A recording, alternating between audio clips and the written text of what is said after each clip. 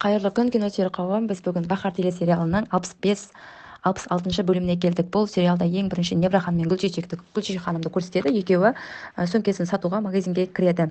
Невра ханым бұл сөмкені сатқысы келмейді, бірақ енді өзі Гүлчечек ханымға ақша табайық деп келгеннен кейін осы сөмкені сатуға шешім қабылдайды, бірақ бұл сөмкені қимайды. Сөйтіп, бұл бағалы сөмке болғандықтан бір қымбат бағаға сатылып кетеді. Ол сатылған ақшаны Гүлчечек ханым, яғни Сиренге құда түсіп барған кезде анау-мынау зат сатып алуға жұмсайды. Одан кейін Эфсун мен Сирен әкесі екеуі сөйлеседі. Сирендерге құда түсіп келгеннен кейін сен жаңағы күйеу балаға Азиз Оразды қайта типі балажан сияқты көр, оған қатты көңіл бөл дейді. Әкесі түсінбей не үшін деп сұрайды. Сол кезде осы Сиреннің анасы Эфсун ханым, олар енді үйленеді, бірақ олармен тұрмайды. Біздің қызымыз бізбен бірге тұрады. Оларды біз өз қолымызға аламыз дейді. Әкесі келіседі. Одан кейін ассистенттердің барлығы құсып ауырып жатыр. Температурасы көтеріліп, не үшін деп әрі-бері іздеп еді. Олардың барлығы дәмханадан, сол жердің аурухананың дәмханасынан тамақ жеген, барлығы содан ұшынып, температуралары көтеріліп ауырып жатыр. Одан кейін сөмкені сатып, Сиреннің тойына жұмсамақшы болады. Жұмсайды. Одан кейін Сиреннің үйіне келеді. Құда түсіп барлығы өте әдемі, Сиреннің анасы әдемі қылып күтіп алған, өте бай кісілер екен. Үйлері де өте тамаша, қазіргі заманға сай жабдықталған үй екен. Барлығы таңғалып, әсіресе Невра ханым да таңғалып келеді. Одан кейін Эврен балалар үйіне барады. Алдыңғы серияда Эвреннің інісі ауруханаға түсіп ауырып қалған. Сол серияда да сол інісін балалар үйіне жіберді. Сол әдейі осы бөлімде Эврен балалар үйіне келіп, інісіне дәрі-дәрмек, киімдер және ақша тағы басқа заттар әкеледі. Әкелгеннен кейін бастығына береді. Яғни өзі де балалар үйіне өскен. Жаңағы бастығына келіп айтады: осыны бересіз, ақшасы таусылса тағы да маған хабарласыңыз, қайтадан қоңырау шалыңыз, мен қайтадан беремін дейді. Одан кейін құда түсіп Сиренге құда түсіп келгеннен кейін бағалы сыйлық алқа келеді. Ол рентгеннен болып шығады. Сол кезде Сирен анасына ашуланады: сен өзің рентгенге звондадың ғой, ол қаяқтан біледі номерді дейді.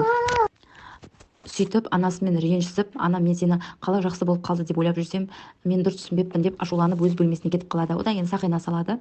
Сақина салғаннан кейін барлығы бір-біріне сыйлық сыйлайды. Бахарын сақина береді, ал Сиреннің әке-шешесі жаңағы Азиз Ораз бен Сиреннің өзіне де сақина салып, білезіктер тағады. Одан кейін Бахардың анасы өз қолымен тіккен шамалы бұйымдарды Сиренге береді, бірақ оны Сиреннің анасы барып әжетхананың қоқыс шелекке лақтырып тастайды. Оны Бахар әжетханаға барған кезде көріп қалады, қатты мұңаяды, бірақ баласы үшін үндемейді. Одан кейін Ренги мен Парла екеуі үйді босатады. Олардың кейін айтады, олардың ақшасын желкесінен шығарамын деп екеуі сөз байласып кетіп қалады. Одан кейін Азиз Ораз Эвреннен кешірім сұрауға келеді.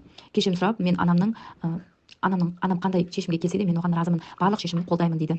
Сол кезде мен сізді осы бастық болуға, яғни бас дәрігер болуға, мен сізге қолдау білдіремін, сізге дауыс беремін дейді. Есіктен шыққаннан кейін Тимур кездесіп қалады. Әкесіне айтады: мен ол кісіден кешірім сұрадым және ол кісіге мен дауыс беремін дейді. Әкесі сол кезде Азизге айтады: сатқындық деген осы екен, жақын адамыңнан сатқындық көрген өте жаман екен дейді. Сол кезде Азиз Ораз айтады: мен сізден үйрендім бұл нәрселердің барлығын дейді. Екеуі екі жаққа қарай кетеді. Одан кейін Тимур Омайды өз атына аудару үшін сотқа арыз береді. Арыз Бахарға да келеді, яғни осындай Омайды әкесінің қамқорлығына алу үшін арыз жазды деп. Одан кейін Омай әкесіне келіп, арызды қайтарып ал, мен байқамай сізге айтып қойыппын. Одан кейін Омай әкесіне айтады: ренжімеңіз, мен анамның қасында қалғым келеді дейді. Сол кезде Омайдың әкесі Тимур айтады: мен енді бұл нәрсені мен шешпеймін, мен арыз жазып қойдым, ол өзі сот шешеді дейді. Сол кезде Омай далаға шығып кетеді, жылап далада отырады. Сол кезде Эвреннің інісі де сол жерде отырып, екеуі кездесіп сөйлеседі. Одан кейін Омай үйіне келеді, Бахар да үйіне келеді. Сол кезде жаңбыр жауып, үйден үстінен су ағып жатады. Сол кезде су ағып жатқан жерде легенді ыдыстарды ұстап тұрған кезде үйдің есігі шырылдап, соттан адамдар келеді. Яғни Омайдың жағдайы жақсы ма, Омайдың барлық жағдайы жасалған ба, анасы оның жағдайын жасай ма екен деген секілді сұрақтар бойынша үйін көруге келеді. Үйін көреді, бірақ өте нашар және төбесінен су кетіп жатқан, және Омайдың өз бөлмесі болмайды. омайдың өз бөлмесі болмағаннан кейін бахар қысылады, соттың адамдары да оны жазып алып кетіп қалады. Одан кейін үйді көріп кеткеннен кейін бағанағы соттың адамдары Тимурдың үйіне де барады. Тимурдың үйі, яғни реңгенің үйі ғой, ол жағы өте әдемі, әркімнің өз бөлмесі бар, сурет салатын бөлмелері бар, асханасы бөлек, кең үй. Соны барлығын түсіндіріп айтады, және бұл үйді көргенде Тимур бір марқайып қалады, өйткені омайды қасына алуға 1 очко жинап жатыр. Одан кейін үйді көріп кеткеннен кейін бахардың жағдайы өте нашар болады, қатты жылап бақырып жылағысы келеді, бірақ үйде омай болғаннан кейін, анасы болғаннан кейін қатты бақырып жылай алмайды. Сол кезде дауысын шығармай ішіне өксіп қатты жылайды. Сол кезде Чағлаға досына звондап, менің қатты жағдайым өте нашар, мен шаршадым барлығынан деп Чағлаға звондайды. Чағла сол кезде мен саған барамын, қазір шыдай тұр дейді, үй жаққа, үйдің алдына шығып тұр дейді. Сол кезде сразу Чағла Эвренге звондап, Эврен, сен Бахарға қатты керек болып тұрсың, сен дайындалып отыр, мен саған қазір сені алып кетемін, үй жаққа, Бахарға апарамын дейді. Сол кезде Бахарды жаңағы Эвренді алып кетеді де Бахардың үй жағына келеді. Үй жағына келгеннен кейін Бахар оны машинаға мінбекші болып жатқан кезде жаңағы Чағланың қасынан Эврен атып шығады. Сен не істеп жүрсің дейді. Сол кезде Чағла Эврен есікті ашып түсіп қалады, ал Чағла болса машина айдап кетіп қалады. Одан кейін Бахар мен кім екеуі сөйлеседі.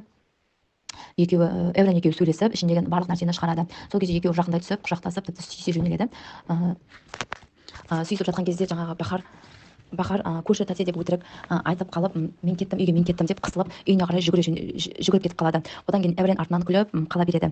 Осымен бүгінгі бөлім аяқталды. Бүгінгі бөлім өте қызық болды. Ертеңгі бөлім одан да қызық болады деп ойлаймын. Егер де ұнаса, лайк басып тіркеліп кетіңіздер. Сіздердің лайктарыңыз, тіркеліп кеткендеріңіз мен үшін өте керемет. Сондықтан лайк басып тіркеліп кетіңіздер.